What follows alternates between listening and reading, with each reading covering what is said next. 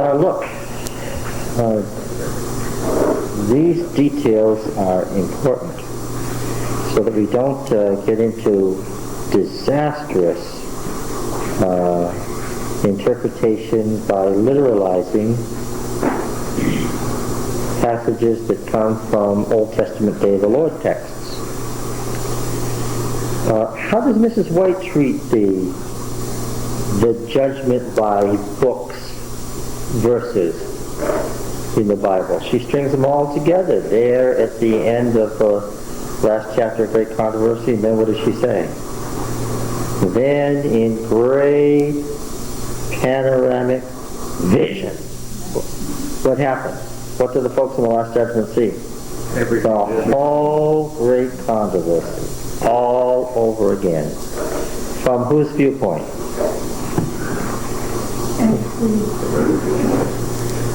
From whose viewpoint? That's the point. The Last Judgment is a judgment. Everybody, each actor recalls his own lot in place. Everybody gets to see everything that everybody did, including themselves. But from whose viewpoint? From God's. That's what makes it the judgment. And there's nary a book or a pen. Not a page is turned. Because all of that is biblical language that was up to date exegetically at the time of what it means to keep an accurate record. Right? And the point is, God will give everybody an accurate record of the great controversy. Yes? Maybe I didn't hear you correctly. You say everybody sees everybody's, or everybody sees them? Both. I meant both. Each actor, everybody will see everything. It's the whole great controversy. And each actor will recall his own lot in place within him. I'm not sure I want you to say that. Won't matter. I certainly don't want to see yours. You're stuck with it. Everybody's powerless to turn, Mrs. White says, so you're stuck with it. That's the Last Judgment. And the books were open. Well, what else would open books mean? Yeah. Now, that's those that didn't make it see that. Our records are washed clean. No, You've been forgiven. No, you're making it up as it goes along here. Watch out. Mrs. White mentions Nero and Agrippina, his mother, but she also mentions Peter and Paul and John and others watching from the other side of the wall. If indeed you want to literalize the wall. But that's a different issue. Okay.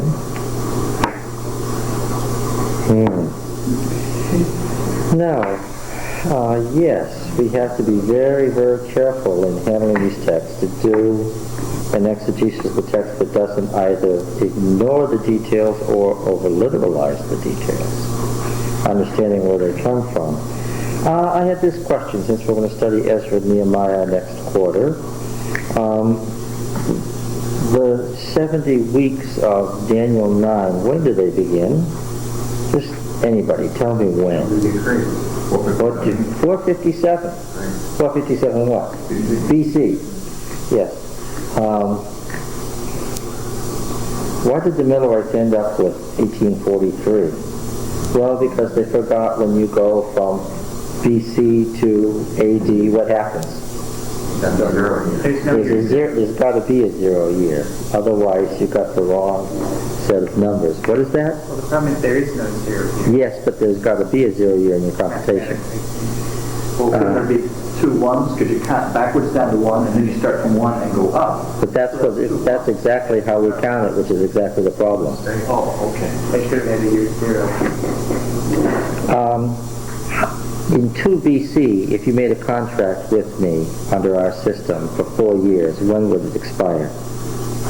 6. You're close. You're off. Oh, you said BC. Yes. Then I would say 2 AD, 4 years later. Well, 2 BC, the end of 1 year would be 1 BC. The end of 2 years would be 1 AD. The end of 2 years would be 2 AD. The end of 3 AD, not, okay, you see, it's off a year, you see? Yeah, that's right, you have to put 0 in there to make it work. That's why they ended up with 1843 instead of 1844. Now, when during the year 457, according to Adventist, according to Adventist understanding, when during the year did that? It has to be the fall, you say. In our understanding, it does have to be the fall. And our friend here, who wrote this horrendous book, Revelation is about to be fulfilled, makes it the spring. And then he moves everything back to the spring to make it agree with the Jubilees calendar. Wrong. No, that's historically not what happened.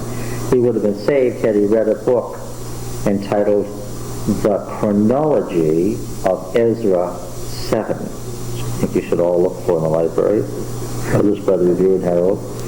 It's authors Siegfried Horn and Leonard Wood.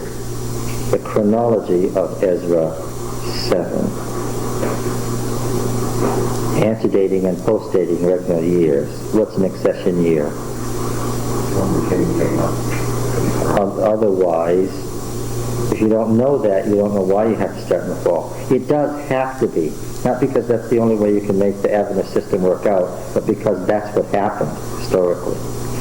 Otherwise, he's got the Messiah cut off in the 4th of 7 years. That's not what it says. We literally at the half point of the week. I know because I just read it again to make sure I wasn't making it up in the Hebrew. It's at the half point of the week. Chatzi Hashavua, then the Messiah will be cut off. But he's innocent of the biblical languages too. I want to talk about the calendar system here because it's related to Ruth and related to why this person's book is totally fallacious. When did a year begin in the Old Testament? When did a year begin? There were two ways of being there. Well, yes, I asked Don to read this morning the description of the baptism of Jesus by John the Baptist in the Gospel of John, knowing very well, and even Brother Winslow was suckered into this after all these years. What did you say? Knowing very well that what? I never listened. I asked him to read the description of the baptism of Jesus by John the Baptist in the Gospel of John. What? Not in there. There is no, the whole point of the Gospel of John is, listen to this carefully, the whole point of the Gospel of John is that Jesus of Nazareth is the Messiah, not John the Baptist. Because there were more people who believed that John was the Messiah than believed that Jesus was the Messiah. That's the whole, and so of course there's no. How could Jesus be baptized by John? Unthinkable. Who's the true Baptist in the Gospel of John? Who's the true Baptist? What? Christ. Yeah. Well, don't say Christ because The Christ. the Christ. Yeah. Yeah. But then why is the story there? Well, let's just read it. This is a good example of how to be careful of exegesis. By the way, folks, it was a study in my ability to be discreet and patient that when John asked, who's the prophet referred to here, and none of you could quote Deuteronomy, a prophet like Moses, that I just sat quietly. Crazy. Yes. In fact, let's come to John just in a moment. Let's go back to Deuteronomy. What are those chapters about prophets and prophecy in Deuteronomy? 19. Oh, well. Does anybody other than Richard want to hazard a guess, since there's nobody obviously singing out the chapters that they memorized?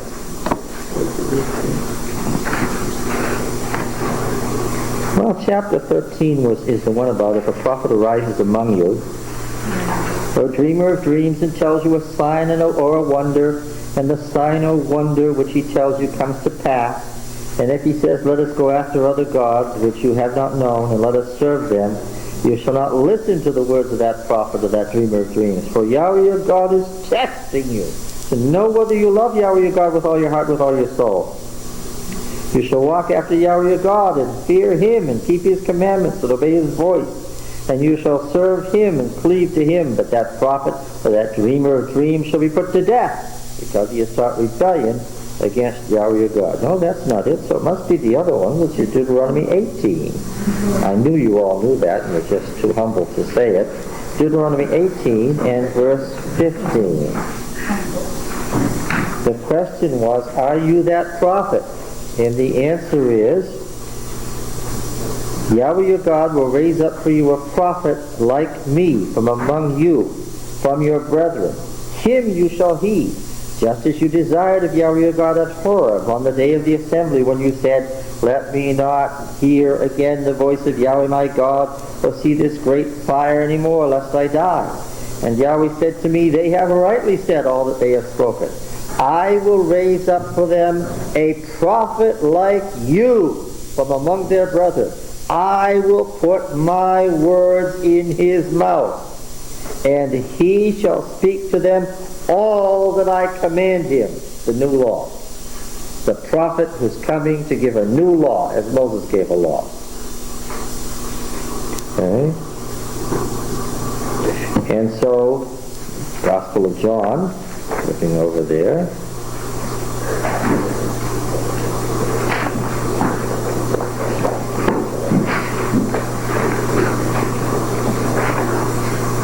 Let's notice how these themes are interwoven in John 1. It should be fairly obvious, but maybe, well, it wasn't appearing obvious this morning, so let me just read it.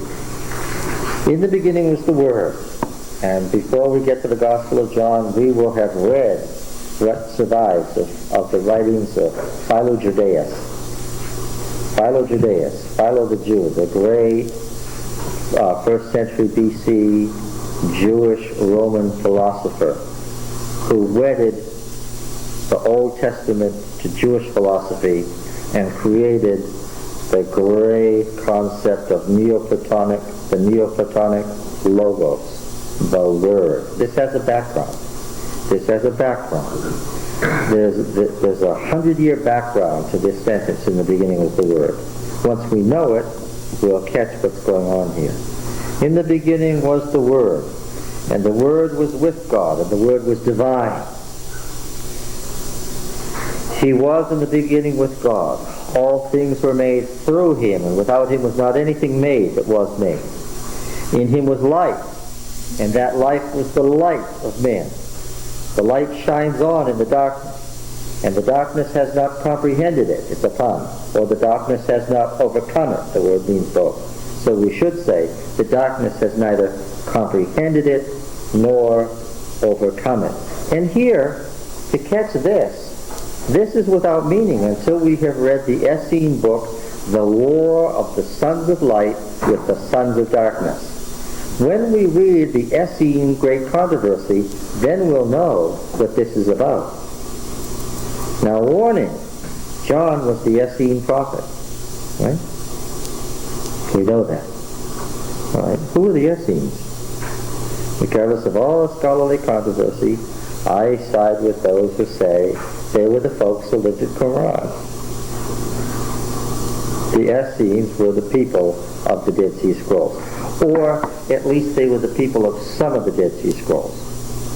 It is at least possible that the huge cache of scrolls in Qumran K4 that was so badly decomposed, and yet is the great bulk of the Dead Sea Scrolls, that they were in fact the scrolls from the temple in Jerusalem that had been brought there immediately preceding the Roman encirclement of Jerusalem in AD 70, and then in fact what we have is what's left of the great temple library. That's very possible.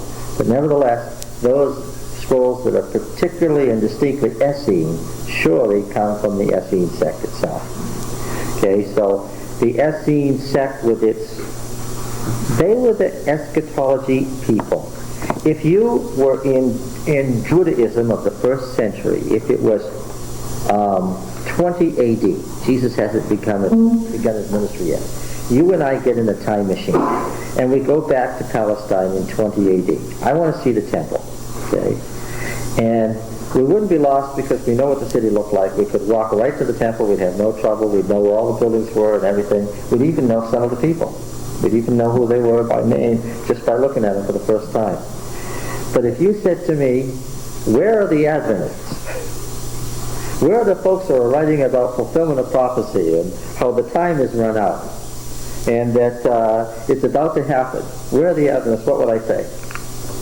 I'd say, listen, there's probably a few around here in Jerusalem, but if you want to go to the Adventist headquarters, we've got to walk down here 20 miles to the Dead Sea, down to Qumran, and they're all there. They can tell you exactly how many days since the 70 weeks started, how many days till it closes, and they can also tell you that as you know from reading the Septuagint, the world is now how many years old? 6,000. 6,000. And what's about to happen? There's at least 3 separate major works. What did the Essenes tell the rest of the Jews and the world in general was about to happen? The 6,000 years, what did they say? And we're going to read this, because I want Adventists to read this. I want it on record. What did they say? It's almost over. And what's going to happen? Will come, and what will he do? He'll destroy the earth, and then what will happen? The 7,000 years will be what? Will be the Sabbath of the world, and the Messiah will reign on earth for how long? For 1,000 years. And if you read the book of Jubilees, you can see that that's going to happen in a year or two. And then the things that are written in Joel and Daniel and Zephaniah, all the proof texts that are so familiar to us, Habakkuk, what's going to happen? They're going to happen. They're going to happen in this order. They even have charts. I've seen some of the Essene charts. They've got charts. They've got it all charted out.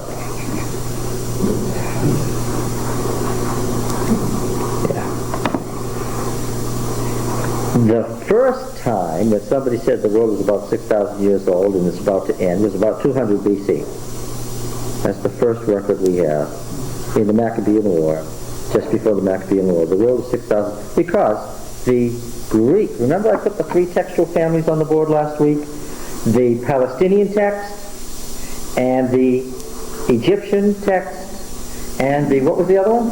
The Babylonian text. And which text of the Old Testament are we reading? The Babylonian text. But according to the Egyptian text, the numbers in the genealogies, in Numbers, did you read that book? The numbers in Judges 5 and 11 said the world was how old in the 1st century BC? 6,000 years old. That's what it said. Yeah.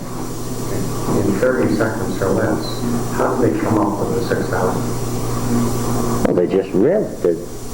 They added up the patriarchs' numbers as given in Judges 5 and 11. Well, how come we end up with the same thing? Oh, because the numbers are different between the Palestinian, the Egyptian, and the Babylonian text. Each of the 3 textual families has different numbers for those folks. A lot of them are 100 years older and like 100 years older, yeah. John, what is the Jewish year 5,000 or something like that? Oh, that's from the Middle Ages. That's rabbinic speculation from the High Middle Ages to 15th, 16th century. It doesn't have a thing to do with anything. That's a good question.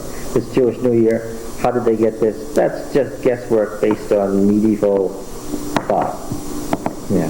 So that's comparatively recent. That's long after the biblical period. And where did Ellen White get 6,000 years to sing? Where did it, this is a good question. In the 50,000 pages that Mrs. White wrote, and we discussed this at the time we discussed Ellen White, I'm going to mention it again. In the 50,000 pages that Ellen White wrote, she mentions some 18 times the phrase for 6,000 years.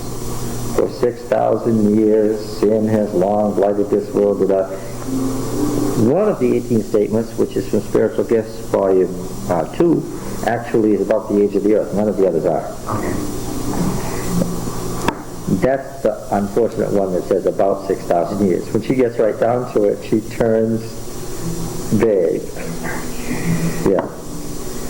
So if she's saying that the devil has nothing to do during the millennium for 6,000 years, he's bent all his mastermind, the deception of warring against God, and now he has nothing to do, Is her point how old the earth is, or that the devil stuck to examining his work during the millennium?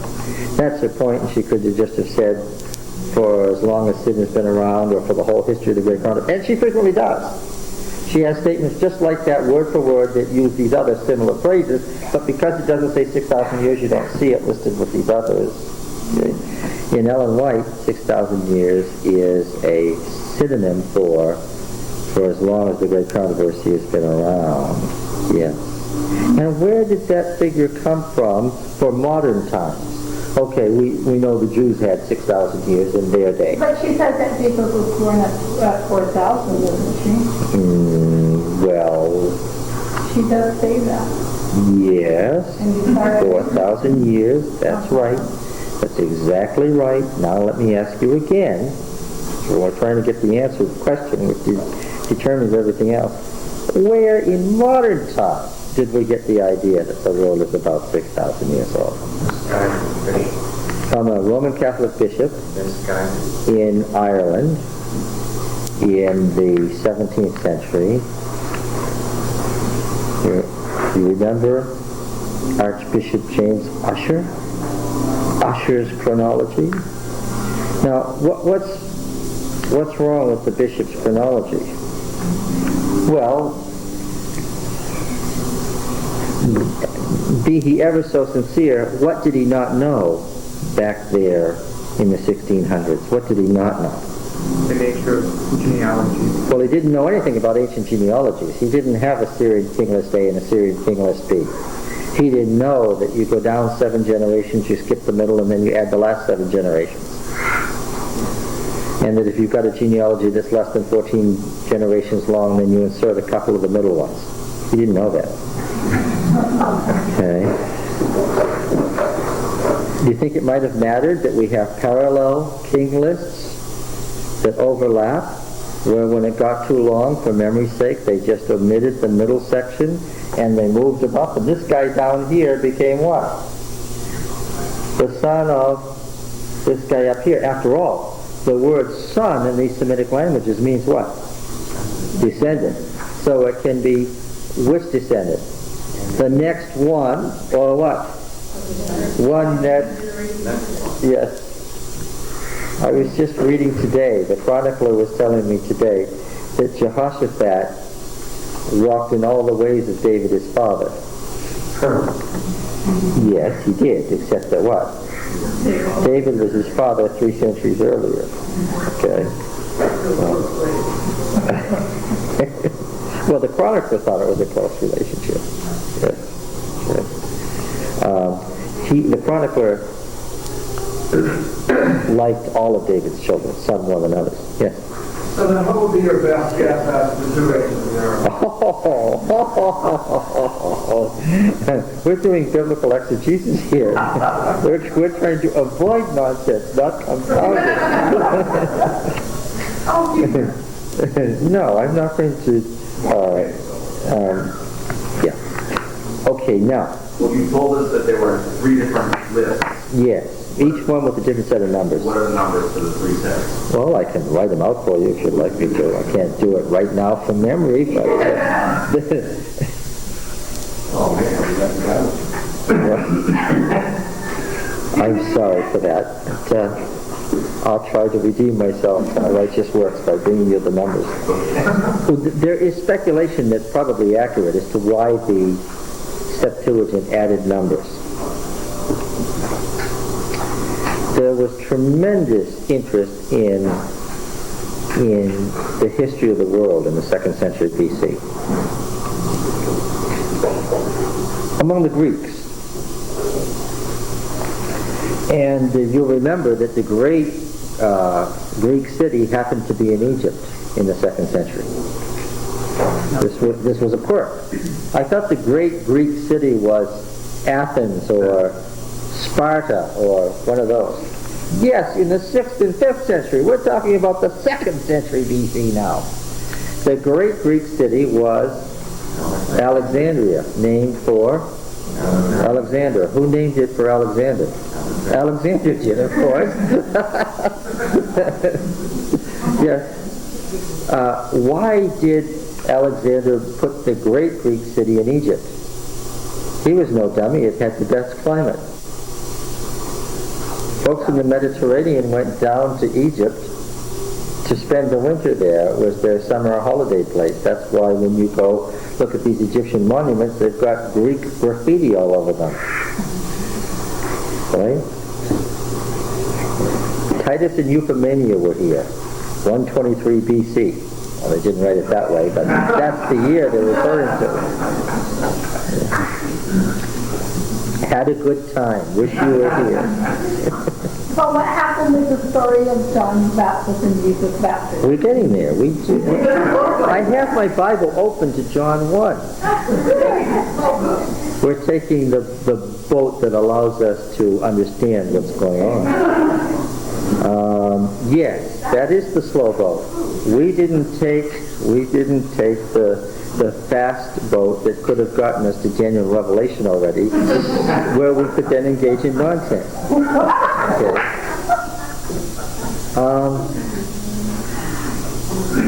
The Greek historians wanted to know all about the history of the world. Now, there was an Egyptian priest who tried to equate the history of Egypt with the history of the world as the Greek historians could ferret it out as best they could.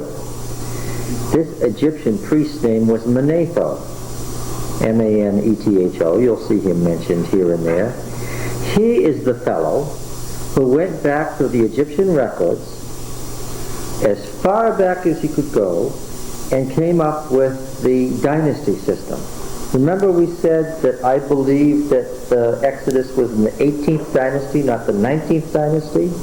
Those dynasties, or families of kings that were related to each other, weren't made up by modern Egyptologists. They were made up by Manetho in the 2nd century BC, and he was remarkably close. Got a few dynasties confused and made up a couple that didn't exist. But amazingly, Manetho's dynasties, this is the 2nd century BC, turn out, based on archaeological data, to have been pretty close to the facts. And he only seems to have gotten off at the outer limits 20 to 30 years at most. Isn't that amazing? Now then, Manetho's agreement with Greek historians, well, take a wild guess. How old do you think the Greek historians guessed man had been on the earth before the gods? How long? 6,000 years. Yes. Yes, John, that's true, and I'm glad you got it right. Now, here's an Egyptian who is working on his dynasties to come up with a number that accords with Greek historians' beliefs. He's an Egyptian priest, and he's there at Alexandria, which is, after all, on Egyptian soil. And you remember that Greek religion had been mixed with Egyptian religion. This is where we get Tanis and the cross and the Madonna and Child that you see so commonly in the 2nd century BC. I said 2nd century BC. Some of the really beautiful statues of the Madonna and Child originate in the 2nd century BC. There was lots and lots of belief in the dying and rising God, that the Greco-Roman religions were looking for a God who would die and rise again. They were looking for a virgin mother who would give birth to a God who came in human form. This was general belief in the Greco-Roman world. You have to ask yourself, how did Christianity make it in this world? Folks heard it, and what did they do? They recognized it as what? Oh, yes. Oh, that happened. Ah, yes. People all over the world were saying what? Yes. How could the Roman emperor have despaired that he had 300,000 Christians to deal with in about a century? Because it was a popular religion of the lower classes. They recognized it as a familiar religion. Okay, that's also why the Madonna and Child became so popular so fast. It was already around, it was part of the culture. And the whole symbol of the cross, and the shepherd of Hermas. For centuries, picture of the shepherd carrying the lamb. Those shepherd of Hermas statues, most of them come from the 1st, 2nd, and 3rd century BC. The good shepherd, some of them say in Greek, on the pedestal. The good shepherd. Jesus hasn't been born yet. Okay. All right. So there was general interest in equating the various lines of knowledge. You know, some people have said, well, why didn't the Industrial Revolution that occurred in the 18th century AD occur in the 2nd century BC? The general knowledge of things like geometry and electricity and so forth was about the same in the 18th century AD and the 2nd century BC. The only difference appears to have been that in the 2nd century BC, most people were slaves and weren't free to think. And in the 18th century, in Northern Europe, where Protestantism was, most people were what? The great majority of the population was free. That's why the science occurred in Northern Europe, not Southern Europe, where Catholicism still had control of people's minds. The Protestant religions weren't strong enough to say, don't think something that might suggest something different from what the Bible says. But Protestant religions weren't strong enough to do that. The Protestant religion said, priesthood of all believers, you're free. Of course, as soon as you tell somebody they're free, what might they do? They might think something different from what you think. That's the trouble with Protestantism, right? And that's always been the papacy's contention and its criticism. If you let people think anything they want to think, then what? They'll think all sorts of wrong things. That's always been the Catholic criticism of Protestantism, yes? Like the earth isn't round. Like the earth isn't round. Or the sun is... Which we say, okay, you threatened to kill this guy, Galileo, if he said that the earth moves. See how silly you are? But then some other Protestants developed and said, well, you know, mankind's been around for 100 billion years, and we don't like that. See, that's the problem. Now, it was just at this time, though, when there was this general interest in making all these different lines of knowledge fit together, that the Jewish Holy Scriptures were translated into Greek. And here you have in Genesis these numbers that add up to the same numbers that the Egyptians and the Greeks said, this is how old it is. And there's the nasty suspicion that the translators what?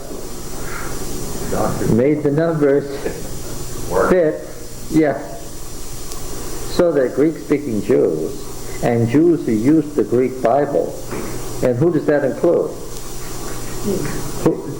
Well, maybe, but who especially does it include?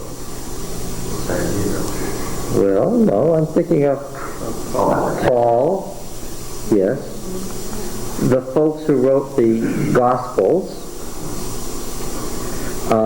apparently the person absolutely who wrote the book of Hebrews, absolutely because of the way the thing is quoted, the person who wrote the book of Revelation, all the fellows who wrote the lesser epistles. What am I saying here? They were all a certain school. That the folks who wrote the New Testament, how many of them am I saying?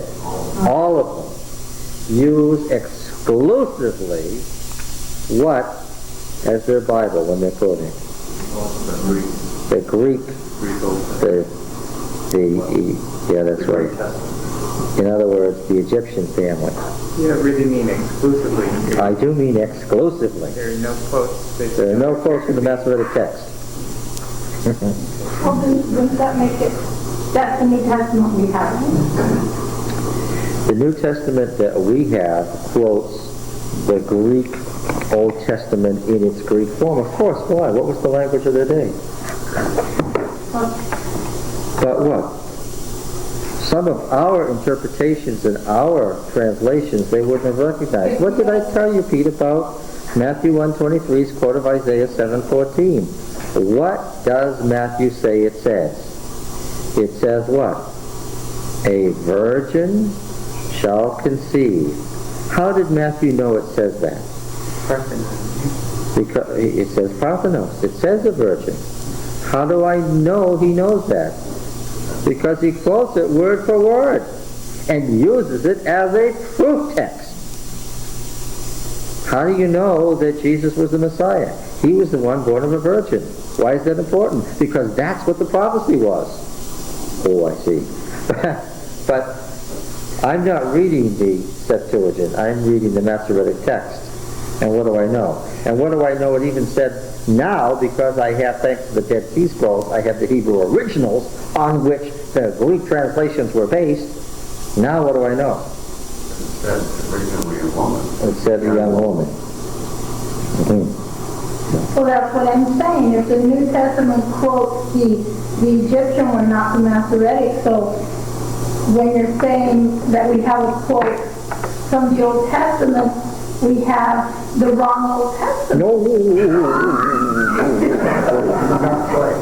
No. I was right with you there. So right at the end. It was going so well. Where did you fall off the bridge at? I don't know. Tell her.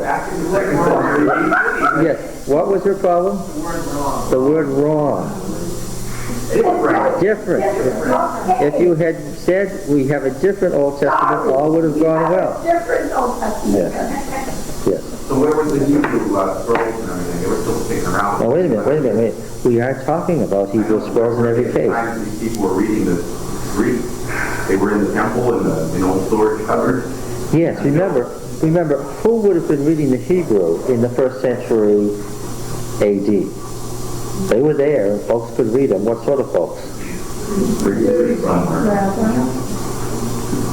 Not rabbis, because they were village pastors, and no offense, but village pastors, what do they know? What am I going to have to say?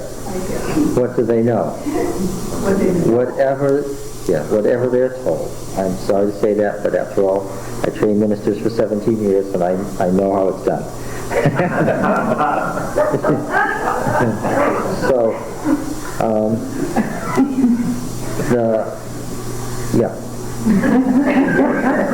it was the scholars.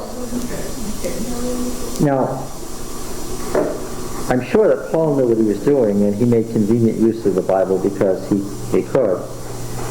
In Paul's case, where he occasionally will quote a passage in Hebrew, sometimes he makes it up. It's no version at all. It's his statement of this is what it means. In the case of scholars, what? They could read it and they would have known, yes, we have different versions here. But the common people and the local priesthood certainly wasn't, and the local ministry certainly wasn't looking at these things. So the gospel writers were not looking at them. Oh, absolutely not. No, neither would their readers have. The Gospels weren't written by scholars for scholars. Far from it. What were they written for? They were written to communicate to the masses, absolutely. All right, by definition.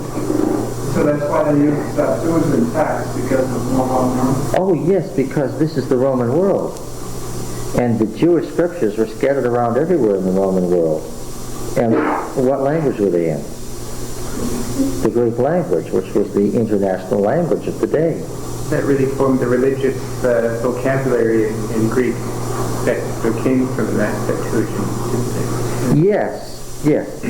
Were Brother Don here, I will beat him up right now. He made some distinctions between grace and redemption this morning that were absolutely wrong. Totally wrong. Of course, the use of the words in the New Testament like grace, when we see charis being quoted, where does it come from? Well, it comes from the Septuagint. What's the great key word in Ruth, which we're studying right now, and I told you this last week, for covenant kindness or graciousness? Those acts of covenant duty that go way above and beyond the required minimums or norms. What is a person showing? What does a person do? What's the word for that? As Yahweh does for Israel. The person has chesed, right? Covenant loving kindness or grace.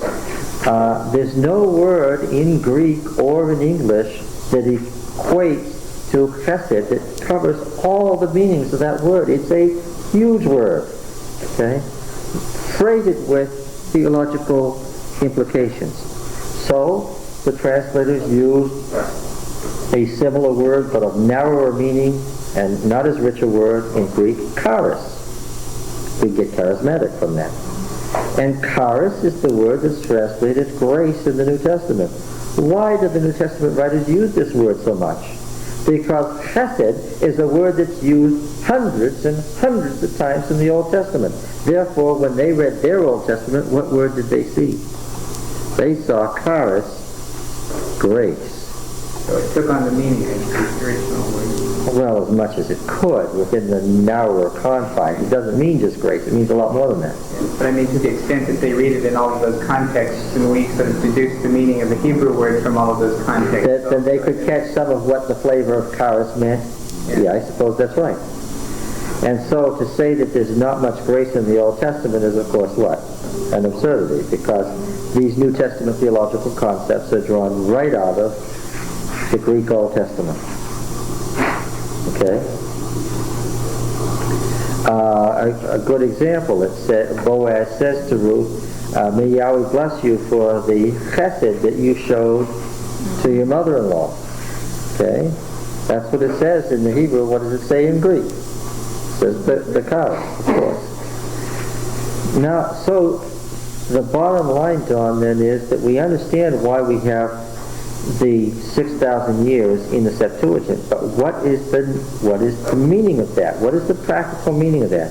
The practical meaning of that is that folks in Jesus' day in general, here, there, and everywhere, Jews and non-Jews alike, thought what? Thought the world was 6,000 years old. Which was why the Essenes could get so far with the idea that, you see, the world's about to end. And the next 1,000 years is the 1,000 years of peace, rest. After all, do you think this idea of the millennium in Revelation 19 comes out of nowhere? You know what it says? Then comes the 1,000 years. What does that tell you? And with no further explanation, just in 3 verses you're hit with, then comes the 1,000 years. Where does the 1,000 years come from out of nowhere? Without any explanation, without further definition, and then the next text goes right on from there. So is there going to be 1,000 years? Just a minute. The reason for that is what? Yes. Everybody knew what the 1,000 years was. That was a given. When Abraham was told, circumcise yourself and all the males in your household. Now the Egyptians, he was living in an Egyptian province, circumcised, and had been doing it for quite a while. Did Abraham say, do what? What is it you want me to do? No, he didn't. What did he do? He circumcised himself and all the males in his house. Why did he do that? Because he knew what? He knew what it meant. Part of the culture. There's no record that anybody in the first century thought that the book of Revelation was strange because it had the 1,000 years in it. Instead, they argued about the meaning. What does that tell you? The thing itself was already a given. Yeah.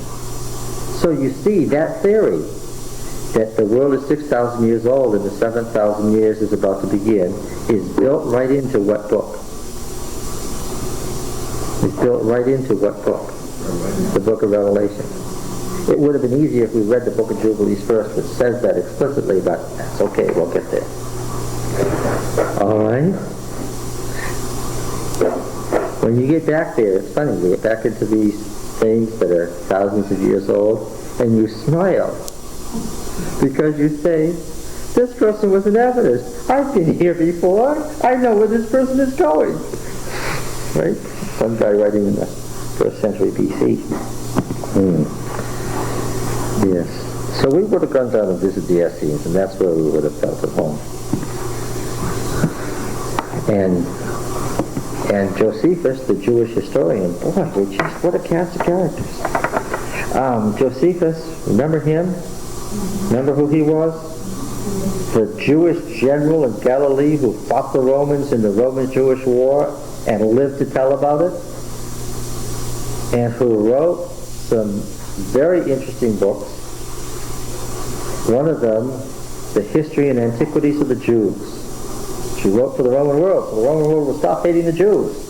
So they know that the Jews were the most ancient and cultured of races.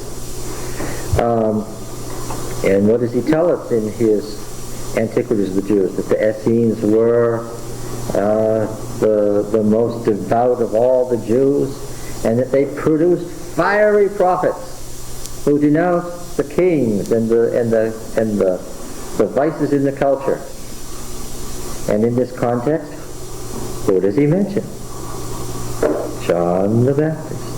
Did you ever wonder what John the Baptist was doing out there in the wilderness? And what did he do? Just live there by himself?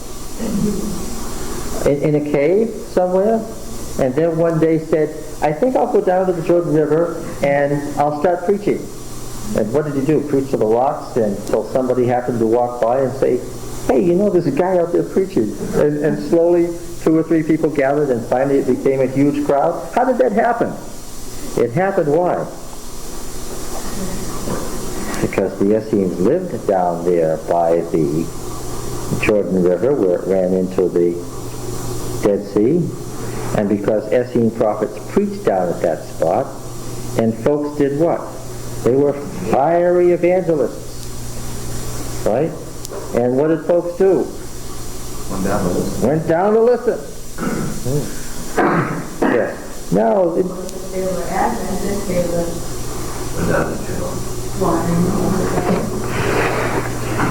well, yeah, there were the moderate Protestant types, and then there were the more conservative fundamentalist types, like the Pharisees, and then of course there were the liberal high church types like the Sadducees, who were offended by these fiery Adventist prophets predicting God's doom on them and on the world, right? Now, did these people go down there to listen because they couldn't get straight answers from the learned scholars? Oh, sure. That, you know, they looked down on these people and they said, well, we're not going to tell you, so they go to somebody else that'll tell them straight what the story is. Well, which do you think is more interesting? A sermon about the end of the world, or an exposition on 15 ways that you can interpret the law in Leviticus 24?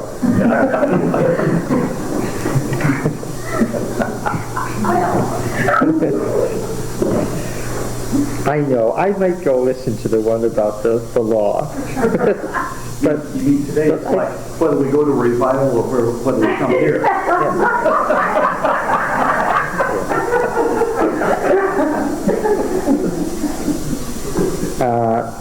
Trouble is, you get some. I hope there's some fiery end of the world stuff here too from time to time. No, it's going to be the right stuff. I hope so. I think that probably 90% of it or more is right. You can decide which 10% you conclude is nonsense and just omit it. So everybody gets to choose their own. Now, against this background we have, in the beginning was the Word. The Word was with God, and the Word was divine. He was in the beginning with God. All things were made through Him, and without Him was not anything made that was made. In Him was life, and that life was the light of men. The light is shining on in the darkness, and the darkness has not overcome it or comprehended it. The very next sentence reads this way. There was a man sent from God. Now we just said that the Word was God. Right? There was a man sent from God whose name was John. He came for testimony, that is judgment, to bear witness to the light, that all might believe through him. He was not the light. Something's going on here, right? He was not the light, but came to bear witness to the light. The true light that enlightens every man was coming into the world. He was then in the world, and the world was made through him, yet the world knew him not. He came to his own home, and his own people received him not. But to all who did receive him, who believed in his name, he gave power to become the children of God. Favorite Essene phrase? Who were born not of blood, nor the will of the flesh, nor the will of man, but of God. And so the Word became flesh and dwelt among us, full of grace and truth. We have beheld his glory, glory as of the only Son from the Father. John bore witness to him. Of course, to bear witness is martyreo. You recognize the word martyr. Martyreo. The first Christian martyr in the Gospel of John is John the Baptist. John, martyreo, bore witness to him and cried, "This was he of whom I said, he who comes after me ranks before me, for he was before me." And that's a pun in time, space, and rank. Okay? And from his fullness have we all received grace poured on grace. For the law was given through Moses. Grace and truth came through Jesus Christ. It's the first mention of Jesus. No one has seen God. The only Son who is in the bosom of the Father, he has made him known. And this is the testimony from John. When the Jews are the enemy in the Gospel of John. The Jews are the enemy. When the Jews sent priests and Levites from Jerusalem to ask him, "Who are you?" he confessed. He did not deny. Do you understand the argument that's going on here? He did not deny. What does that tell you? Somebody didn't believe this. He confessed. He did not deny, but confessed, "I am not the Christ." Why could such powerful words have been written? Who are they written to? They're obviously written to someone who believes what? That John the Baptist was the Christ. And they asked him, "What then? Are you Elijah?" He said, "I am not." "Are you the prophet?" He answered, "No." They said to him, "Who are you? Let us have an answer for those who sent us. What do you say about yourself?" He said, quoting Isaiah 40 verse 3, a famous Christian proof text, "I am the voice of one crying in the wilderness, make straight the way of the Lord," as the prophet Isaiah said. Also a favorite Essene proof text. That is all through the Essene literature and the Dead Sea Scrolls. Now they who had been sent from the Pharisees, they asked him, "Then why are you baptizing, if you are neither the Christ, nor Elijah, nor the prophet?" John answered, "I baptize with water, but among you stands one whom you do not know." What does it say over here? He was in the world. The world was made through him, yet the world did not know him. He came to his own home, and his own people received him not. Among you stands one whom you do not know, even he who comes after me. What does it say above? The one who comes after me ranks before me. The thong of whose sandal I am not worthy to untie. This took place in Bethany beyond the Jordan, where John was baptizing. Why is that said? First is saying what? This isn't made up what? This actually happened. Now, you started to say something about John being in the wilderness. Are you saying that he spent quite a bit of time with the Essenes studying the Word?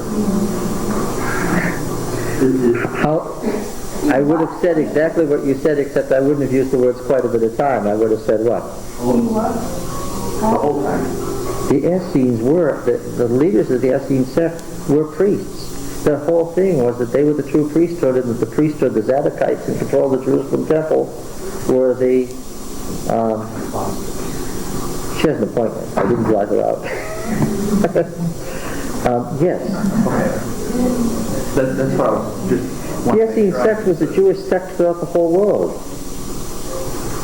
John the Baptist was the Messiah. I think this was a bit of a problem for Christians. Why did people want to see Jesus? Because they believed that he was, Matthew 16. Keep your fingers in John 1. Do you think we'll come back? Maybe next week.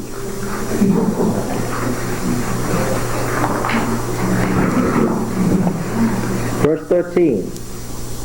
We're getting pretty familiar with this passage in Matthew 16. I hope that you recognize it, by the way. It's the Petrine text. Okay.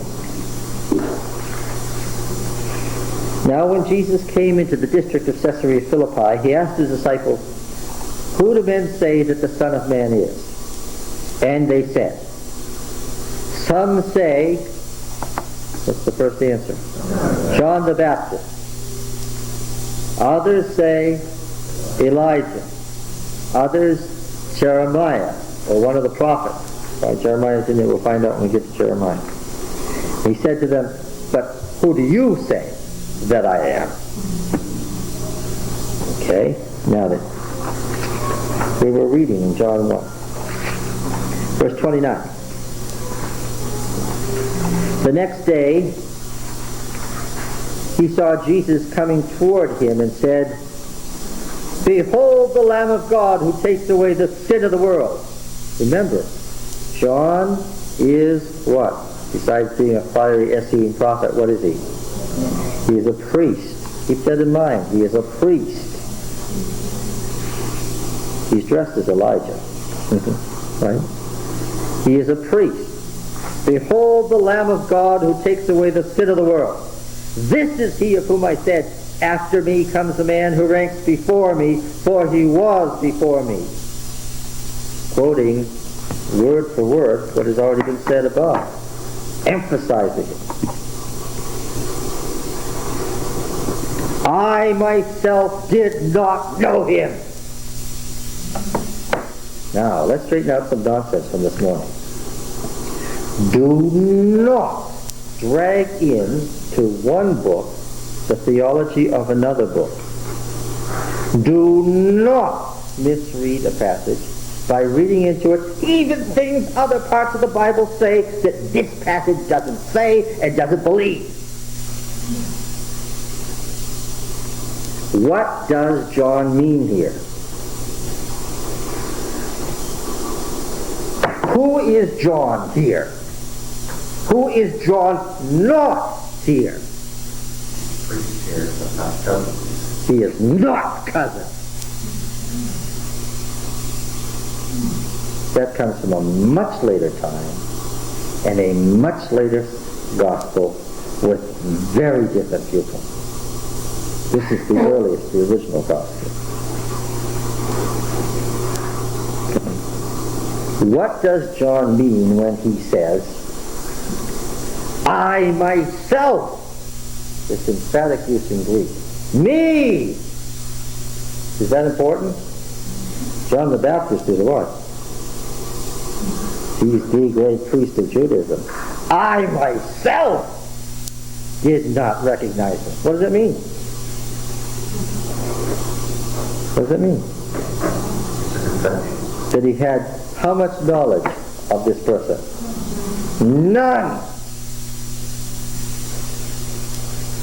Yeah. No nonsense dragged in.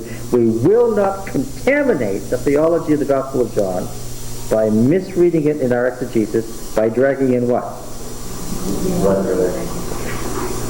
It is not part of this Gospel. Who is John the Baptist? He's the forerunner priest.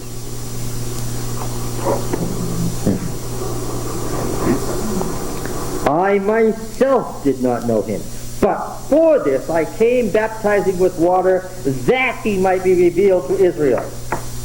What's the purpose of John's baptism? To reveal the Christ. No other reason.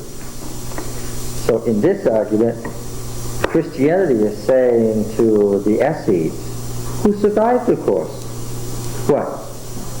Your religion. And there were disciples of John the Baptist all over the world. Your religion, what? Is the forerunner religion to what? To Christianity.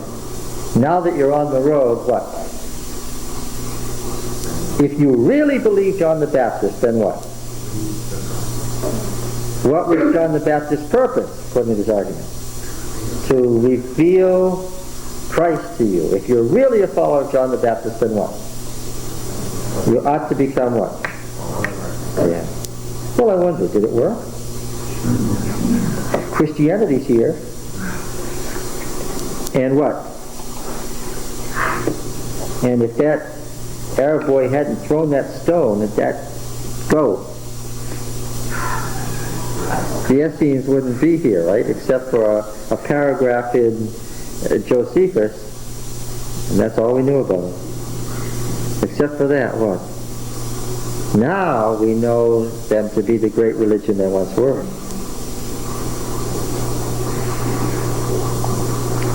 I myself did not know him, but for this purpose I came baptizing with water that he might be revealed to Israel.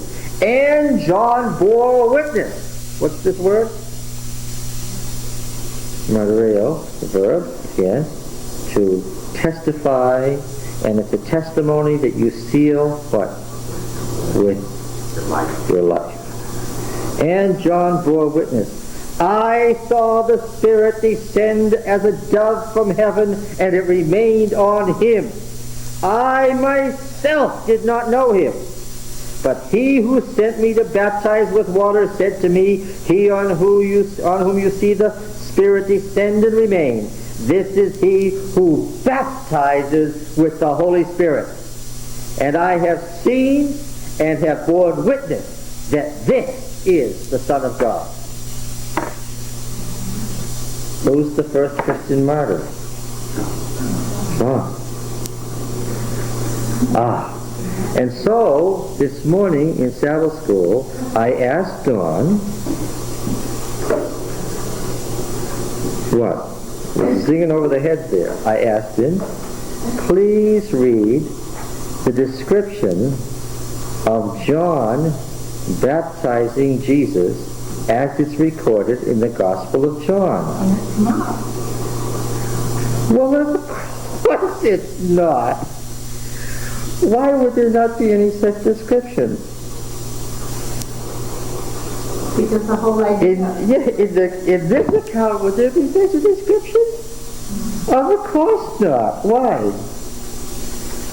The whole idea was that Jesus was the one that was going to baptize. Jesus is the one who is the baptizer, who baptizes with the Holy Spirit, and John's water baptism is only what? Is only done to get people to repent so that they what? Can recognize the Christ. You get it?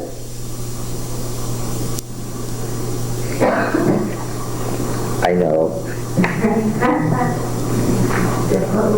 So what are the arguments about that too? Arguments today have nothing to do with the exegesis of the text. Arguments today get settled based on an exegesis, right? We do that first. Yes? So then you do an exegesis of Matthew, and then Matthew... Well, Matthew's later. When we do the Gospels, we do John, Mark, Matthew, and Luke. And we'll find out how it grew. Talking about, for example, Hazel. There is Dr. Hazel in the English. He talk about exegesis. All the time he tell you need to go for complete what one book say to go in the theology of another one. That's fine. To get the theology, to get a biblical theology, you need to build a theology of the whole Bible. That's fine. But what do you do first? You take the theology of the component parts first. We won't get the theology of John down if we start reading the Bible and contaminating the theology of John by reading backwards into it a theology from a later gospel directed to different issues. In order to get a complete biblical theology, we have to examine the component parts on their own first, right? Ultimately, to get a biblical theology of the Christ, how many Gospels will we look at? All of them. Yeah. Okay. How are we doing here? Ooh, time's flying by. Yes. So really, each biblical author presents a different strand of theology and different viewpoints.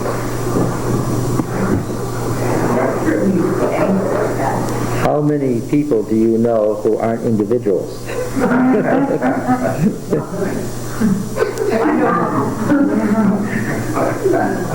When God works through an individual, what are you going to get?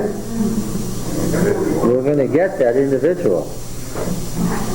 You're going to get Christianity locked in a great struggle with the Essene view of who's the Messiah for the soul of Judaism.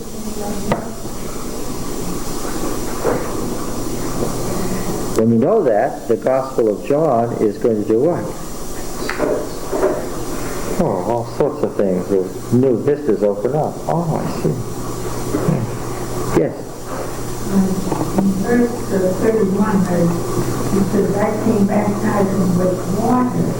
Now, is he telling them that his mode of baptism with water is just a symbolic form of baptism? Yes, of course. But there's something that you don't know here that is going on in the text. Can you think of another passage real close by in John about water and spirit? Because the difference here is water baptism and spirit baptism. Before we get that far, this is written in Greek. What does the word spirit suggest to you? We're in the 1st century AD in Greek now. What does the word spirit suggest to you? Yes.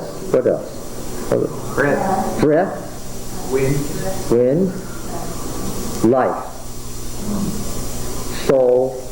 Ghost. The Holy Ghost. Right? It suggests, because this is Greek thought now, separating matter from spirit. Matter and spirit, the opposites, right? The opposites, matter and spirit. Spirit is that which is not what? Now this is Greek thought. Oh, and I hate to say this because we're going to go back to the Old Testament. You're going to remember I said it and start repeating it in the Old Testament. But anyway, that's what happens when you have the nerve to start exegeting a New Testament book when you're not there yet.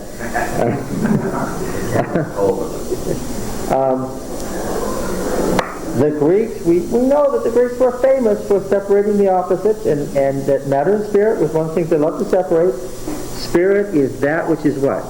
Not matter, not physical, not destructible, right? Spirit lasts forever, whereas matter is corporal, temporal, within time, within space, so forth, okay?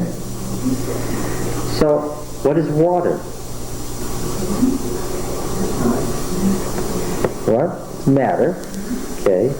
It's of the here and now. So, do you think that water has anything to do with corporal, fleshly? After all, the Greeks knew what's in the underworld? Water. It's a watery place, okay? Okay, what else might be water? See here, you don't know this because you haven't had a chance to read a lot of 1st century BC and a 1st century AD popular Greek literature, have you? that hasn't been what you've been doing for the last few nights. But if you did, you would find that water is a frequently used word for what? Does water confuse them? Does it evaporate, disappear, and not stable? Well, it was one of the elements, wasn't it? It's part of the elements, the four elements that are elemental, physical, very, very, yeah. Let's look at a similar passage. John 3. You may have heard of this before. Now, there was a man of the Pharisees named Nicodemus, a ruler of the Jews. You notice how being Jewish is treated in the Gospel of John? What's that?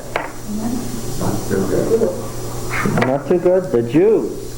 Did they mean something when they talk about the Jews there than we do now? I mean, we talk about the Jews as the whole Jewish people, but wasn't that talking more about the rulers or something? Well, look at verse 25. A discussion arose between John's disciples and a Jew. That's no ruler. No, that's a commonly quoted misstatement. The Jews are not the leaders in the Gospel of John. 5:1. After this, there was a feast of the Jews. Right? Jesus went up to Jerusalem. 5:18. This was why the Jews sought all the more to kill him, because he not only broke the Sabbath, quick, insert what? What?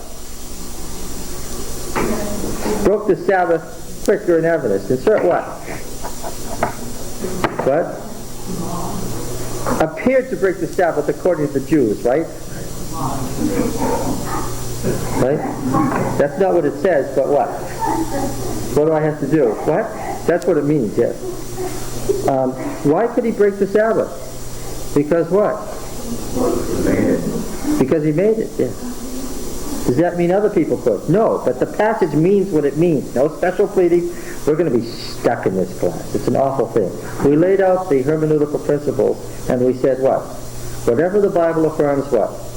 We will affirm. Whatever the Bible denies, we will deny. That could end us up in terrible. Who knows what you'll end up believing if you take that as your principle? Okay. Yeah. Here's a novel thought, right? Anyway, as you go on, the Jews is a much bigger thing than that. Who are the Jews in the Gospel of John? Who are the Jews? It's a much bigger thing than a group of leaders. So we'll come back. But in some context, it does seem to mean that. I mean, like when it says the Jews sent a delegation of priests and Levites to John, you don't imagine that as meaning that all of the Jews did. I do. That's exactly what the Gospel writer means. The Jews, the entire group, all millions of them sent this group. That's what it means. Because the Jews function theologically in the Gospel of John. Who are the Jews? What? Yes. Well, but who are they? The light was in the world, and the world has neither comprehended it nor overcome it. The Jews are those who know the light and reject it. Are the Romans included in the phrase the Jews? No. The Jews are those who know the light and have rejected it. The Jews come in. It has nothing to do with, it doesn't have anything to do with ethnicity. Why? The author, most of the Christians, and most of the Essenes are what? Ethnically Jews. But that's not what it's about. It's a theological, not an ethnic statement. Now, getting back to you asked about the verse about water and spirit. Chapter 3. This is what I hoped would pop into everybody's mind and didn't. Now, there was a man of the Pharisees named Nicodemus, a ruler of the Jews. Does that put him in a good light or a bad light? This is real bad sign that he's identified as a ruler of the Jews. What does that mean? That he knows what he doesn't It believe. means he knows the light and is in the process of what? Rejecting it. That's the definition. He's a ruler. The man came to Jesus by night. Oh, friends, it's so obvious. When would this man come? He'd have to come at night. Why? He's rejecting the light. Oh. What did the whole book say it was going to be about? Well, I know you haven't read the War of the Sons of Light with the Sons of Darkness yet. But you will. What? It's all about the conflict between light and darkness. That's what the opening sentence says this book is going to be about. And all the Essenes would have wanted to read it. Why? Oh, look, here's a companion and follow-up book to their basic great controversy text, The War of the Sons of Light with the Sons of Darkness. No Essene could have read the first verse and not read on. Okay. What? That's right. You can't eat just one. You're talking about the Sons of Light and Darkness in the Dead Sea Scrolls, yeah. There's always been the charge. See, it doesn't make any difference to us because we know this. There's always been the charge that the Dead Sea Scrolls have been soft-pedaled for so long because of the fear that people will find out that Christianity was based on pre-existing religions. That all of this stuff came from stuff that was already there and just put together in a certain way and packaged and called Christianity. Are we surprised at that? No. That's always been our basic viewpoint. Right? Read Desire of Ages, Mr. White will say, among the Jews it was popularly believed da-da-da-da-da-da-da. Well, in the 19th century that was wishful thinking. Today we'd say what? Yeah, we know because we've got the texts in front of us to prove that that is so. Yeah. Now, what are we doing in chapter 3? We're trying to answer her question. This man came to Jesus by night and said to him, Rabbi, we know that you are a teacher come from God. For no one can do these signs that you do unless God is with him. Jesus answered him, Truly, truly I say to you, unless one is born, and here's this Greek word anothen that means either anew or again. So what does your translation say? Born again or born anew? From above also? From above. Okay, you can, yes, anothen, it's a preposition that can be used for from above. Well, which does he mean? Does he mean anew, again? Well, this is the new birth. Does he mean anew or again or from above? Yes, okay. He cannot see the kingdom of God.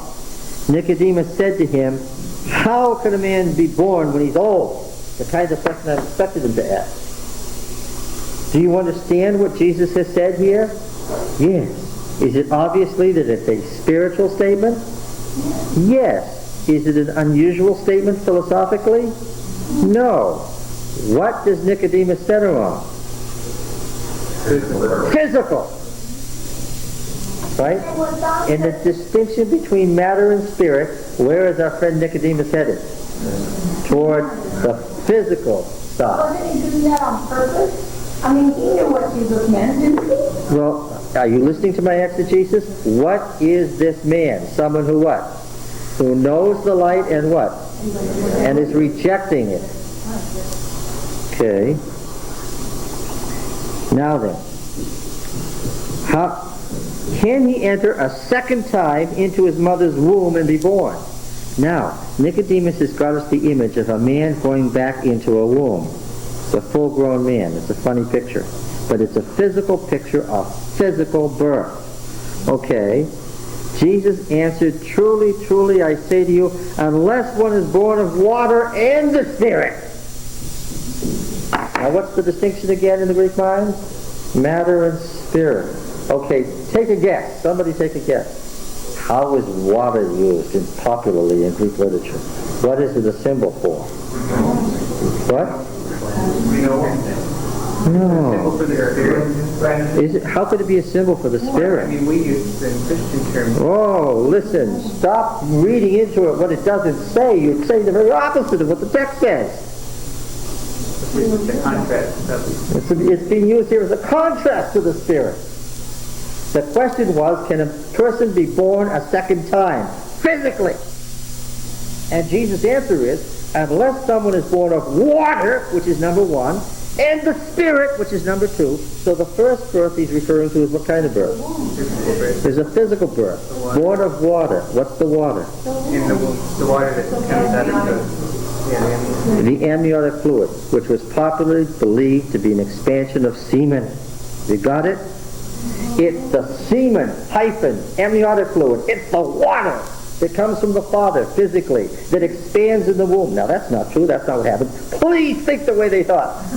It's that water that the Father plants there that the baby lives in. That's the physical birth.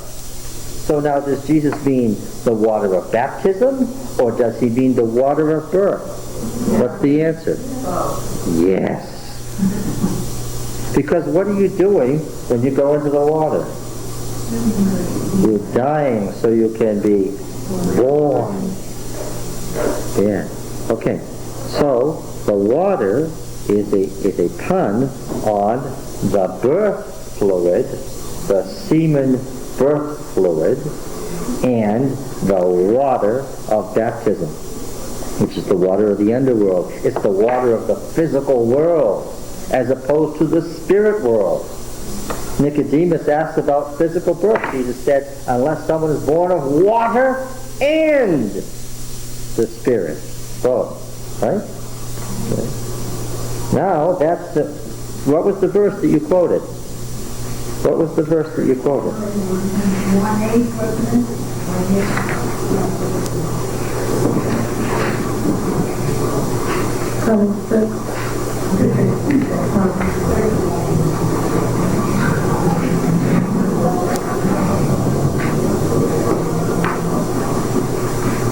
The verse about water in... Huh? 131? But for this I came baptizing with water, the physical baptism. The first birth, that he might be revealed to Israel. Be baptized with the Holy Spirit, the second or new birth, the birth from above. The Spirit, as opposed to the physical. And that's what this text was about in chapter 1 at the very beginning, verse 12. But to all who received him, who believed in his name, is that physical or spiritual? Spiritual. Who believed in his name, he gave power, dunamis, dynamite, power to become the children of God. We're talking about birth and childhood and fathers and sons again. The children of God, how? Who were born, there's birth again, not by blood, nor of the will of the flesh, nor of the will of man, but of God. Okay? Because God is what? God is spirit. Where does the Bible say that? In John 4. Yes. Where is that? John 4.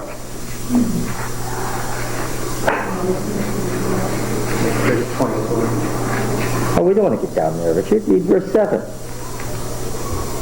Then came a woman of Samaria to draw water. Jesus said to her, give me a drink. What have we got here again?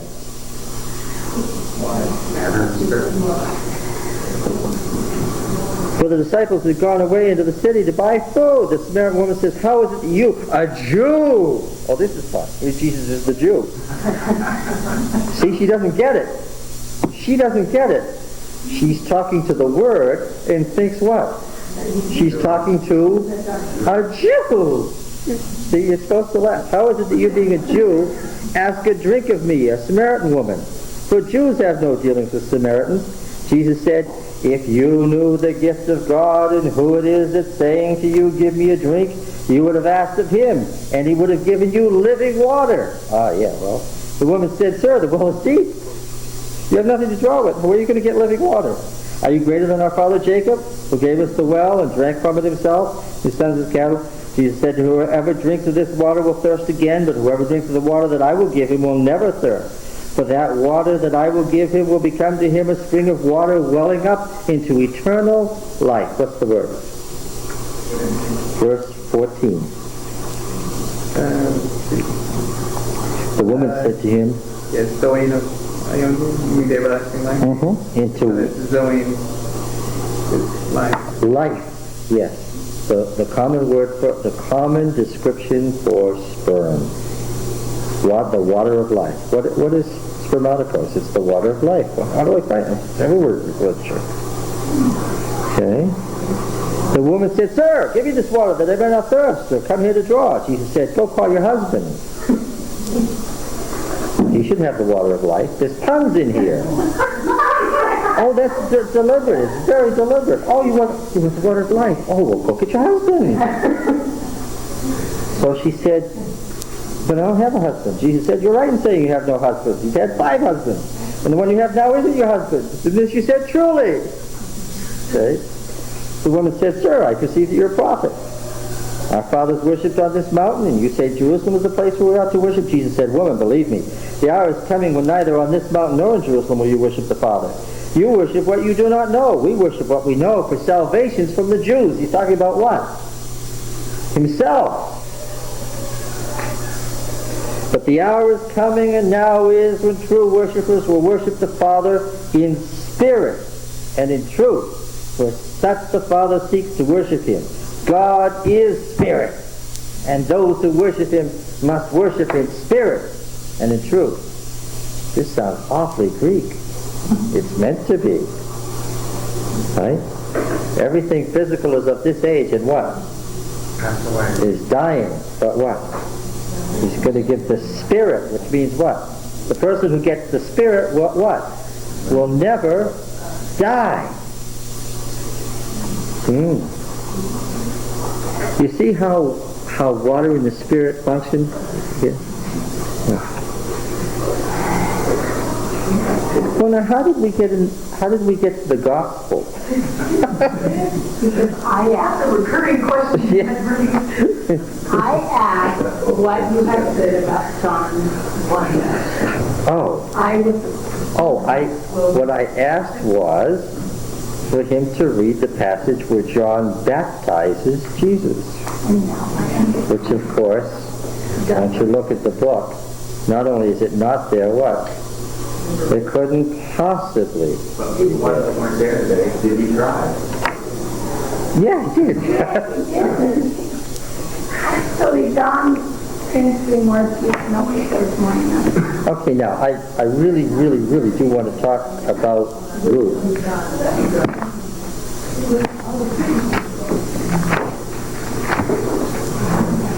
So let's go back and talk about Ruth.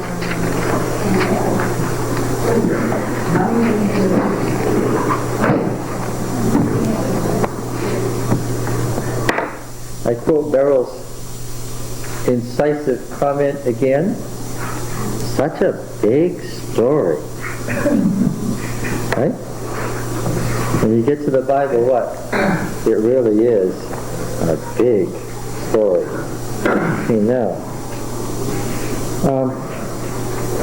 when you're talking about Ruth, you think of stories, like the stories of the patriarchs that are now contained in Genesis, the J&E stories. You think of the stories that pre-existed, like the stories of the judges that we saw in their separate units in the book of Judges.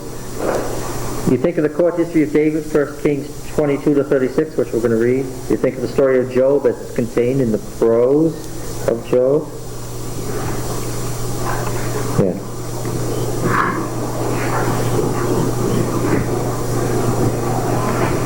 I warned last time that the author of Ruth is a master at double entendre, and of course the author of Ruth had one purpose, and the Deuteronomic historian had quite a different purpose in including it here. And we said that he wrote the last chapters of Judges specifically with the book of Ruth in mind, with it in front of him. But without Ruth, he would not and could not have written as he did in the appendix in Judges 17 to 21. Okay?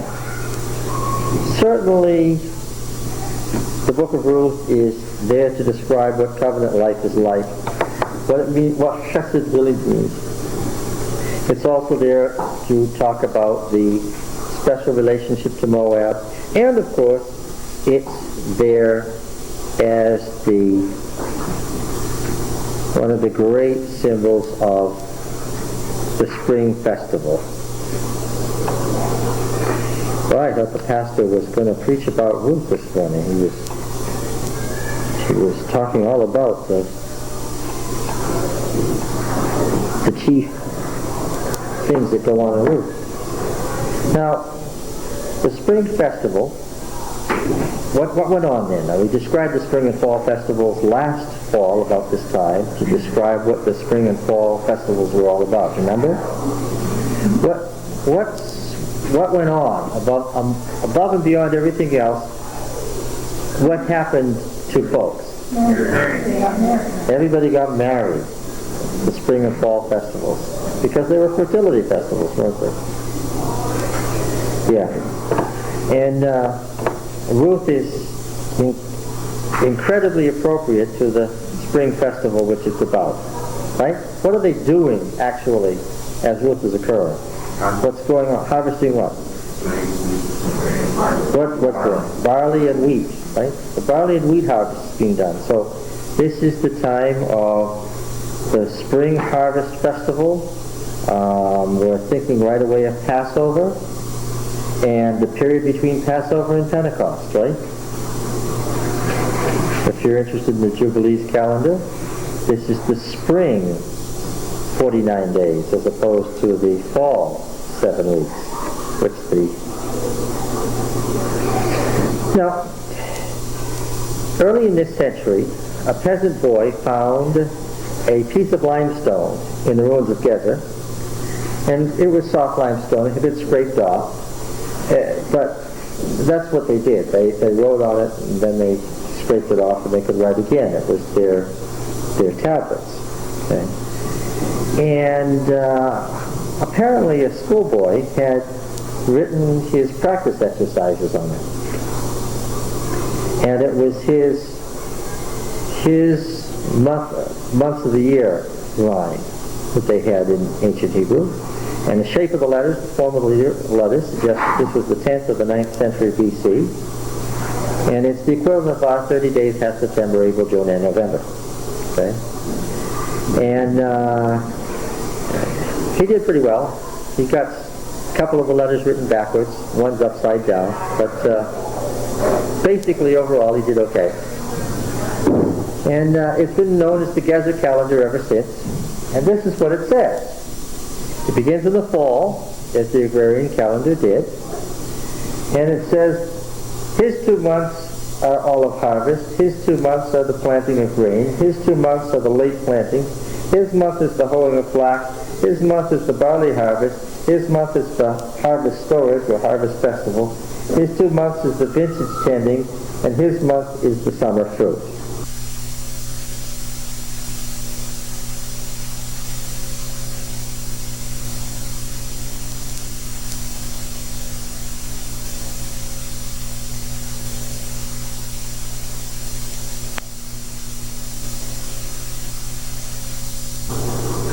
Okay?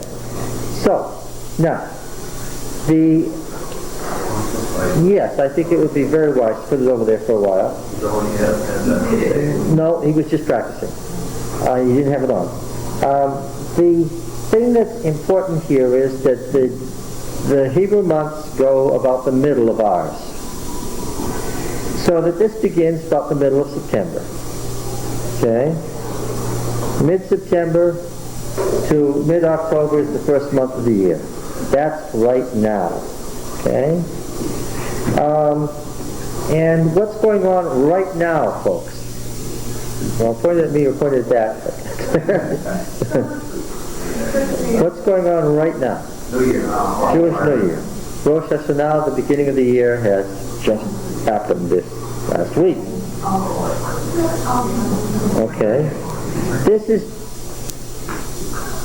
It was in Mesopotamia. Listen to me carefully. It was in Mesopotamia that they began the year in the spring because of Ishtar, their goddess, who was born in the spring.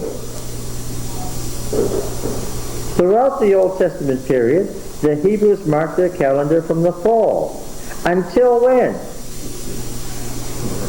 Until they went into exile. And then what did they do? And a few times before that, when they were under the control of the Assyrians and Babylonians already, and obviously, if the Assyrian Empire is controlling you, and their calendar begins in the spring, what do you have to do? Yeah. So it's very, very late in the Old Testament that we find spring being the new year. Exodus 12. P. Hezekiah and later. Late stuff. The latest section of the Old Testament that has the spring new year. One of the mistakes our friend made was he began everything in the spring on his calendar. But if you read Leviticus, when does the calendar begin? Well, the seventh month, but when does it begin? What time of the year? Leviticus 25? We'll look at it up here. Where does the calendar begin in the Gezer calendar? Do you notice? Yes. Where does the Jewish New Year begin today? To this very day. Where does it begin? In September. Yes. In mid-September. In the fall. As it always did. What is it, Leviticus? Well, let's look at Leviticus 25 again. If you don't start in the fall, friends, you don't get Jesus being crucified in the spring. Because you don't get to the half of the week, which is 3.5. 3.5, if you're starting in the fall, brings you to the spring. If you don't do that, what do you end up with? If you start in the spring, you're going to end up with what? Fall. It's one of the many mistakes that make this thing totally wrong. Leviticus 25 says this.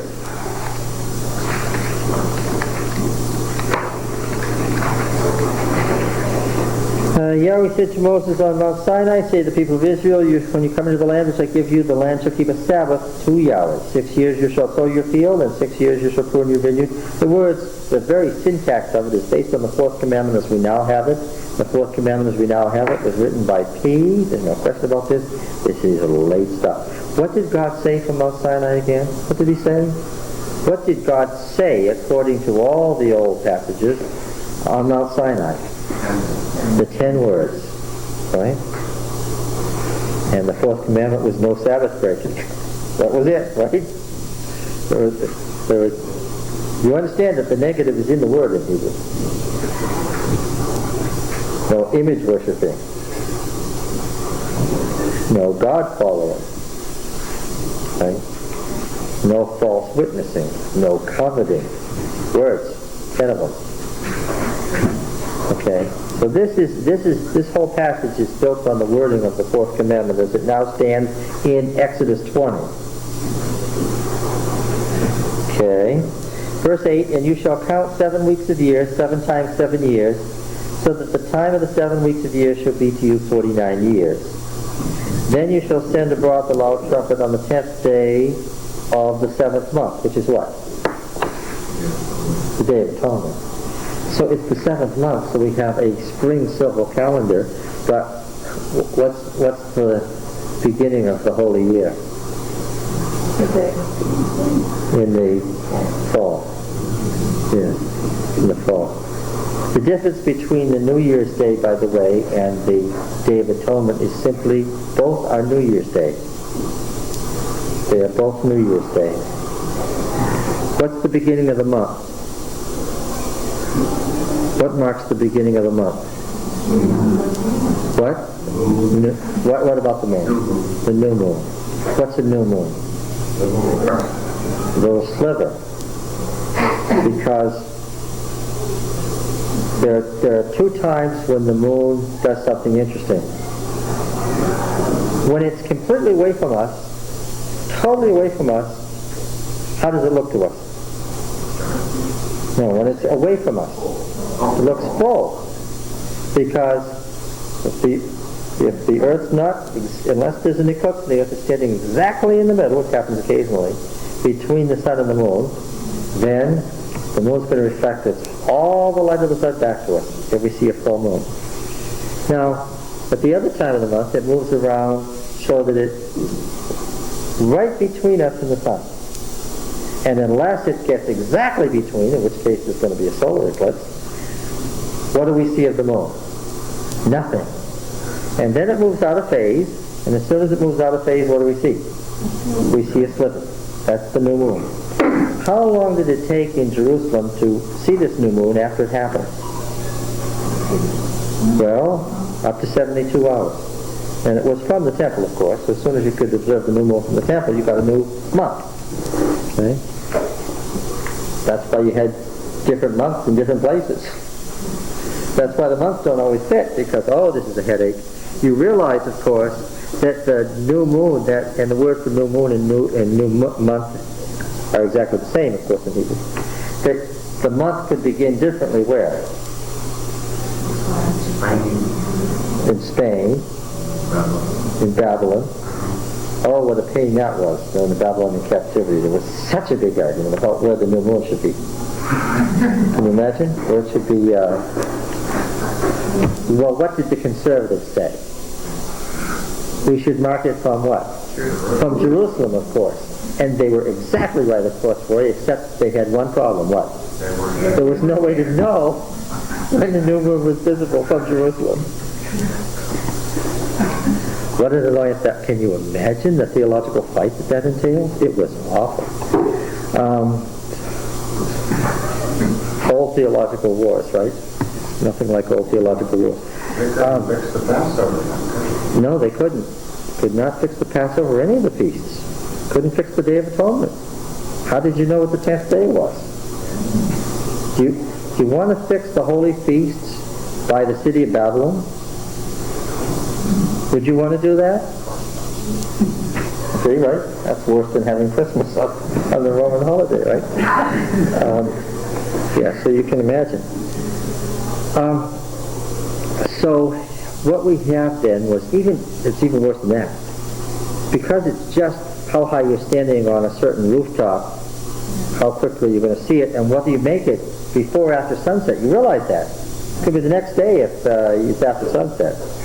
And your months may slip as a result. Sometimes the months didn't begin the same in Israel and Judah. Most of the time that didn't matter. But occasionally historical events had the nerve to recur when? Just when things didn't match up. This is why you have books like Dr. Thiele's The Mysterious Numbers of the Hebrew Kings. Why? Because even though the numbers are right, they don't fit. Why? Because doubtless if we had all the records to explain how it was done, what would we find? That the records that are contained here are exactly right, but what? But we don't have all the records we need to figure out what's going on. Yeah. So anyway, that's a puzzle to occupy scholars with. In any case, what's going on here is that we see both the solar and the lunar year, because the lunar year is the beginning of the lunar new year will be at the beginning of the month, right? But the solar year doesn't begin until the 10th day on average. So if you want to get to the solar new year, you have to wait till the Day of Atonement, which was originally a New Year's Day. Okay? What would be a better day to start the new year? Because everybody knows that the Day of Judgment will be what? The last day of the old cycle, and therefore, because it is cycles, am I going that right? No? Okay. When you come back around, right, the last day of the old cycle will be what? The first day of the new cycle. So it can't be the 10th day, right? It's got to be what? The first day. Yeah. And it was, if you're talking about the solar calendar. You mean by solar, like the autumnal equinox? Yes. As they conceived it, the autumnal equinox as they conceived it, which may not, in fact, astronomically have been the real equinox. Okay. All right, but they were pretty good at this, right? Because astronomy and astrology was very important in the picture. By the way, if we're going to have a fight over the Jubilees calendar, let me just say it now. What's the Jubilee year? What year number is the Jubilee year? 49. What is it? 49. It says literally that it's number 49. Okay. Can you imagine the arguments the rabbis had over whether it was the 49th year or the 50th year? Rabbinic opinion was divided over this point as to whether or not the Jubilee year was the 49th year and therefore was the last sabbatical year, and you just observed the 7th sabbatical year as the year of Jubilee, or whether in fact there was a 50th year. Right? Then you'd have another one, right? The majority said it was the 50th year. When we went through Leviticus 25, I told you it was the 50th year because the day of Pentecost was a 50th day. But probably those who held the minority opinion that the Jubilee year was intended to be the 49th year were probably exegetically correct, because exegetically the text probably intended it to be the 49th year. Always this fun? Yeah. The first sentence is so clear. What? And ye shall hallow the 50th year. Well, yeah. Yeah, that's right. Here's you understand that very often a verse is added in the Bible to clarify something that wasn't clear. Or what somebody wanted to be clear. Verse 9 says, we'll read 8. You shall count 7 weeks of the year, 7 times 7 years, so that the time of the 7 weeks of the year shall be to you 49 years. Then you shall send abroad the loud trumpet on the 10th day of the 7th month. On the day of atonement, you shall send abroad the trumpet throughout all your land. If you stop right there, what argument can you have? 49. Whether it means the 49th or the 50th. It is generally agreed by scholars, and you shall hallow the 50th year. The and you shall hallow the 50th year signals what? Somebody's interpolation, that is interpretation of the text. Very early interpretation, because remember, these three textual families branched off after the exile in the 5th century BC.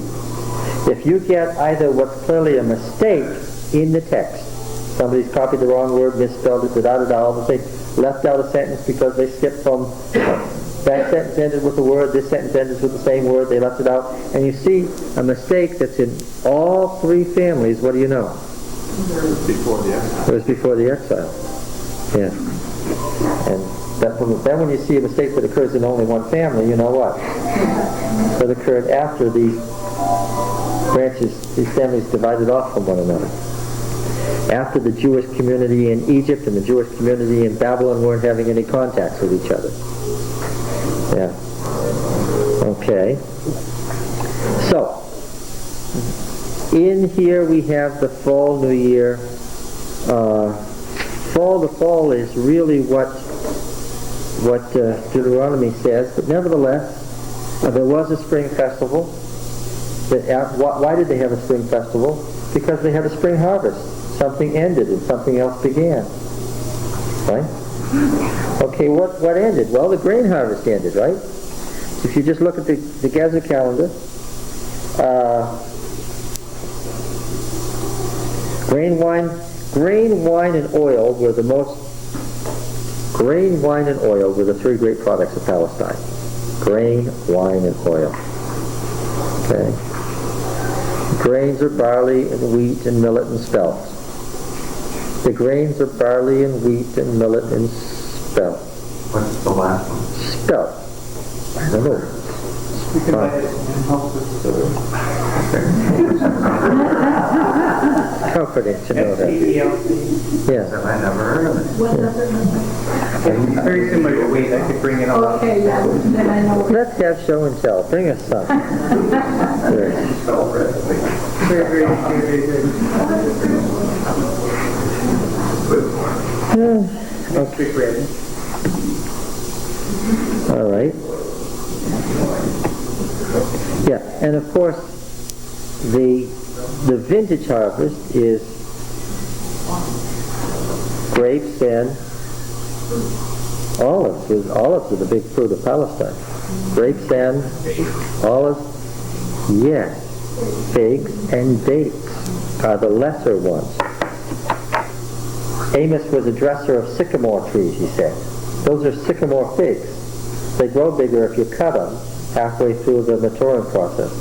And what he was saying he did was, he was the guy who went around and made the slit in the fig halfway through to get a nice big sycamore fig. He was saying that ironically. He meant to say that he was the owner of the thing, but he didn't say that. He was saying, I'm a nobody. So he was telling the priest. Okay. So,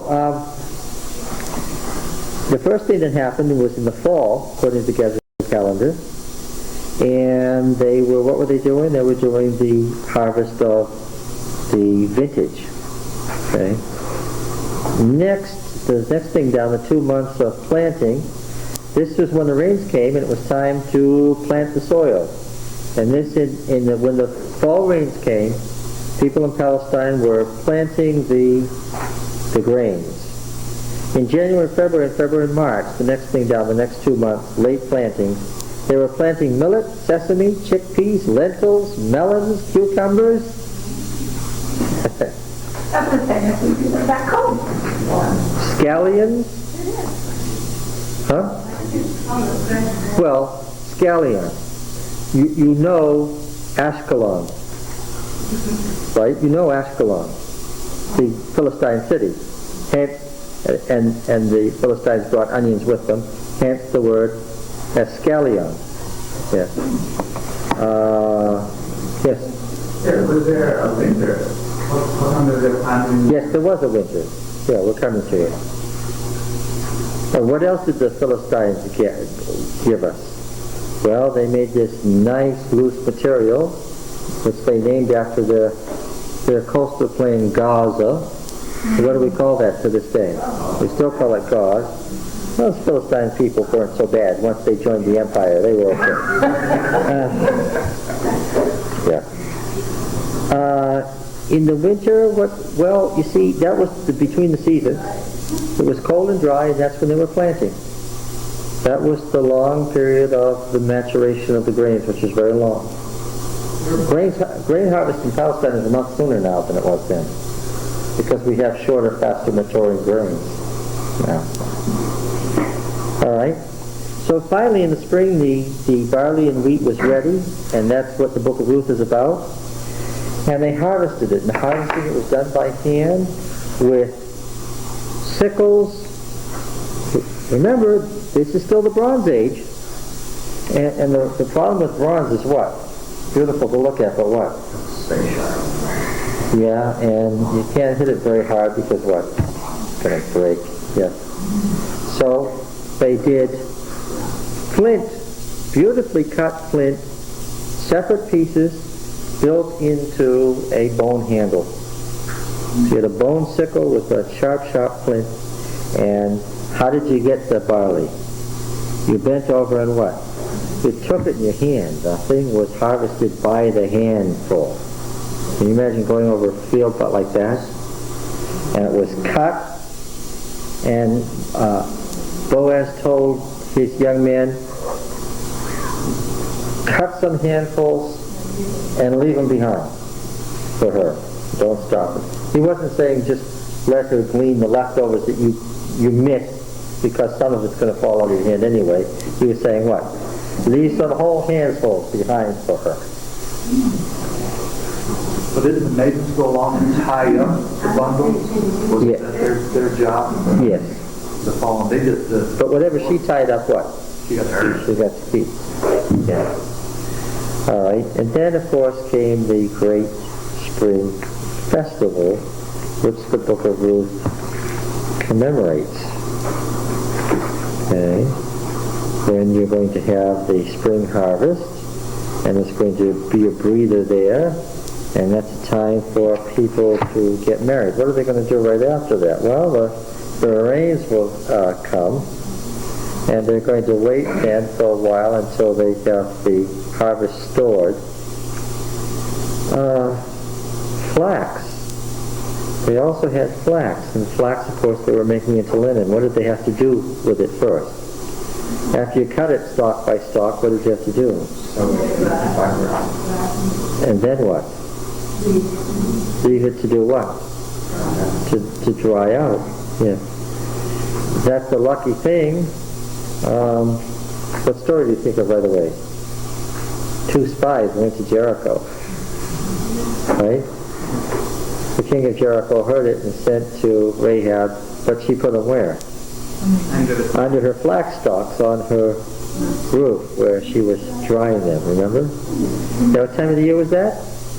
That was spring, remember? They crossed the Jordan River in the spring and they kept Passover. The Great Grapes break before the July 15th. No, actually the grapes begin maturing in July, but most of them, depending on how high you are, of course, most of them are not ripened until the end of August. They begin to be ripened. The first fruits come in July.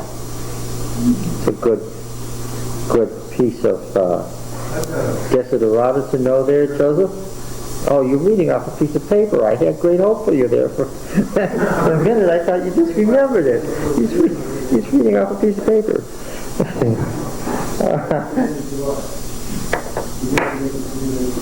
Yeah. So that's why we made this interesting point before. We studied this. They used Passover wine. What is Passover wine? Well, how did they keep it?